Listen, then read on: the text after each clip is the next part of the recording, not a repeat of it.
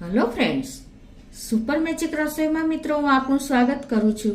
આજે હું ભીંડાના શાકની રેસીપી તમારી સાથે શેર કરું છું। અલગ જ મેથડથી આ ભીંડો બનાવશો અને એટલો ઝડપથી બની જાય છે ને કે તો પણ એટલો ટેસ્ટી આંગળા ચાટતા રહી જશો ને મહેમાન પણ પ્લેટ ચાટતી જશે ને એટલો ટેસ્ટી બને છે મિત્રો। કોઈ પણ જાતના વધારાના મસાલા કે લોટ વગર મિત્રો।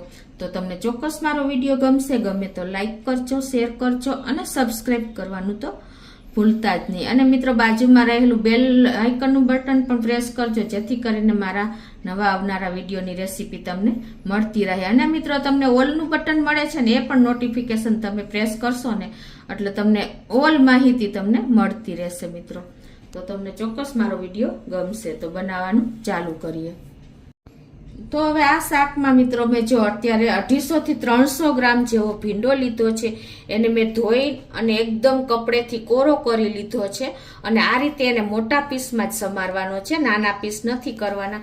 તમે ખાસ નોટ કરજો કે ભીંડામાં જરા પણ મોઇસ્ચર ન રહેવું જોઈએ, કેમ કે ભીંડાની તાસીર ચીકાશ હોય છે। એટલે જો ભીનો હશે કે મોઇસ્ચર હશે ને તો તમારો ભીંડો ચીકણો થશે। ખાસ આ જે બિગનર્સ લોકો છે ને એને આ ધ્યાનમાં રાખવાનું છે। અને 2 મીડિયમ સાઇઝના મેં કાંદા દરદરા એવી પેસ્ટ કરી લીધી છે, ફાઇન પેસ્ટ નથી કરવાની। અને આપણે આ 10 થી 12 કળી મેં લસણની પણ એવી દરદરી પેસ્ટ કરી લીધી છે। અને રૂટીન મસાલામાં મિત્રો આપણે ધાણા જીરું છે, હળદર છે, કાશ્મીરી લાલ મરચું છે, રૂટીન મરચું છે અને આખું જીરું અને મેથી અને તેલ અને મીઠું આટલા ઇન્ગ્રેડિયન્ટ લેશું। તો બનાવવાનું ચાલુ કરીએ। તો આ એકદમ ટેસ્ટી સબ્જી બનાવવા માટે પહેલા તો મિત્રો જો આ ભીંડાને મેં ધોઈને એકદમ સાફ કરી લીધો છે, જરા પણ મોઇસ્ચર છે નહીં, તમને ખ્યાલ આવી જતો હશે।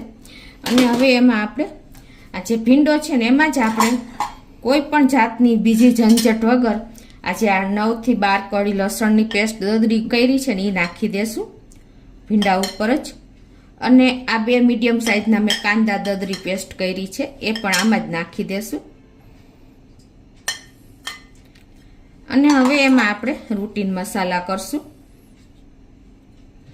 એમાં આપણે અત્યારે 2 થી 2.5 ટીસ્પૂન જેટલું આપણે ધાણા જીરું લેશું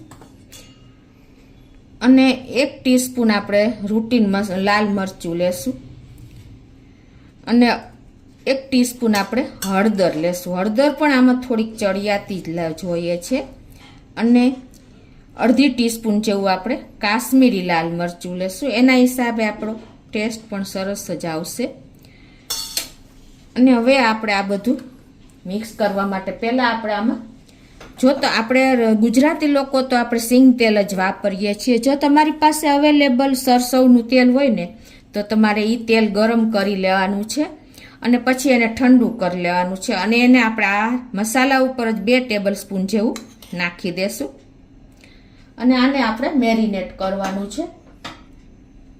આ રીતે હાથેથી કરશું ને તો બેસ્ટ સરસ રિઝલ્ટ મળશે। એટલે આ રીતે આપણે બધું હાથેથી જ મિક્સ કરી લેશું, ભીંડાને કોટિંગ કરી લેશું મસાલા। મિત્રો જોતા જ આપણને મોઢામાં પાણી આવી જાય ને એટલું ટેસ્ટી આ શાક બનશે। અત્યારે જો પણ આપણે મસાલા મિક્સ કરી રહ્યા છીએ તો જો ભીંડાને કોટિંગ થાય છે તો એનો લુક જોઈને જ આપણને ખાવાની ઈચ્છા થઈ જાય ને એવું ટેસ્ટી બને છે મિત્રો। હવે લાસ્ટમાં આપણે થોડુંક મીઠું પણ ટેસ્ટ એકોર્ડિંગ 1/2 ટીસ્પૂન જેવું મિક્સ કરી દેશું। અને હવે આ બધું આપણે સરસ જો મેરિનેટ કરી જ લીધું છે, આપણે આને રાખવાનું નથી, આ રીતે આપણે મસાલો જ મિક્સ કરવાનો છે ભીંડા સાથે। હવે આ બાજુ આપણે ગેસ ઓન કરી અને એક પેનમાં આપણે 2 ટેબલ સ્પૂન જેવું તેલ મૂકી દેશું, 2 થી 1.5 ટેબલ સ્પૂન જેવું।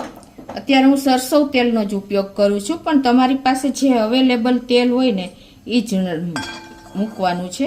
અને જો આપણે ભીંડામાં પણ તેલ નાખ્યું છે એટલે અત્યારે આપણે બહુ ઓછું તેલ વાપરશું, 1.5 ટેબલ સ્પૂન જેવું જ મેં નાખ્યું છે અને તેલને ગરમ થવા દેશું।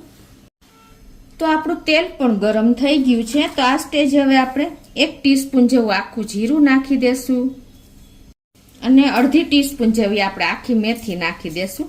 આમાં મેથીનો ટેસ્ટ બહુ સરસ લાગે છે અને એને ફૂલ આપણે ક્રકલ થવા દેશું. તો આપણું મેથી અને જીરું જો ક્રકલ થઈ ગયા છે તો હવે જે આપણે આ મેરિનેટ કરેલો ભીંડો છે ને એ આમાં સીધો નાખી જ દેવાનો છે મસાલા સાથે. અને હવે એને આપણે આ રીતે ફૂલ ફ્લેમ ઉપર જ આપણે આને ચલાવતા રહેવાનો છે. અને ખાસ તમે એ પણ નોટ કરજો મિત્રો કે તમારે અત્યારે જે આ શાક બનાવવા માટેનું જે આપણે પેન લીધું છે ને એ જાડા તળિયાવાળું લેવાનું છે. અને ફૂલ ફ્લેમ ઉપર આપણે આ રીતે એને કન્ટિન્યુ ચલાવતા જ રહેશું અને થવા દેશું. એટલે શું થશે કે ભીંડાની કચાશ જે ચિકાસ હોય છે ને એ દૂર થઈ જશે. એટલે આ રીતે આપણે વચ્ચે વચ્ચે ચલાવતા રહેશું. તો આ રીતે જો આપણે ફૂલ ફ્લેમ ઉપર આ રીતે હલાવતા હલાવતા આ રીતે આપણે પકવી લીધો છે ઢાંકા વગર જ ભીંડો. એટલે એનું એકદમ ચિકાસ તો દૂર જ થઈ ગઈ છે. જો ભીંડાને એકદમ સરસ કૂક થઈ ગયો છે આપણે 50% જેવો. હવે આને આપણે ઢાંકીને મિત્રો 5 મિનિટ વધારે આપણે કૂક કરશું આ રીતે સ્લો ફ્લેમ ઉપર, સ્લો ટુ મીડિયમ ફ્લેમ ઉપર ઢાંકીને થવા દેશું. તો આપણે ઢાંકીને કૂક કરવા મૂક્યો છે સ્લો ટુ મીડિયમ ફ્લેમ ઉપર. એને આપણે 5 થી 6 મિનિટ થઈ ગઈ છે અને જો આપણો ભીંડો પણ સરસ કૂક થઈ ગયો છે મિત્રો. આવો ભીંડો પણ તમને ભાવે જ મિત્રો. પણ એમ છતાંય તમારે જો એકદમ સરસ ટેસ્ટી કરવો હોય ને તો આ સ્ટેજ હવે થઈ ગયા પછી તમારે 1 ટેબલ સ્પૂન એકદમ થીક દહીં નાખી દેવાનું છે. વધારે નથી નાખવાનું. 1 થી 1.5 ટેબલ સ્પૂન આપણે નાખી દેશું. અને હવે એને આપણે આ રીતે મિક્સ કરી લેશું. ગેસની ફ્લેમ અત્યારે આપણે સ્લો જ રાખશું અને કન્ટિન્યુ આ રીતે આપણે એને ચલાવતા રહેશું.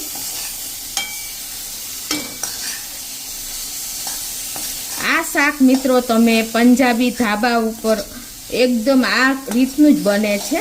હવે આને આપણે થોડુંક થાવા દેશું. તો મિત્રો જો આપણે 1 થી 2 મિનિટ આ રીતે ખુલ્લું જ દહીં નાખ્યા પછી કૂક કર્યું છે અને વચ્ચે વચ્ચે આપણે ચલાવતા રહ્યા હતા. અને આપણો ભીંડો પણ રેડી થઈ ગયો છે મિત્રો. એકદમ ટેસ્ટી આપણો ભીંડો જોવો છે ને, કોટિંગવાળો મસાલાથી એકદમ લથબથતો આપણો ભીંડો રેડી છે. તો આપણે ગેસની ફ્લેમ બંધ કરી દઈશું. હવે આપણે સર્વ કરી લેશું. તો હવે આપણે એક બોલમાં સર્વ કરી લેશું.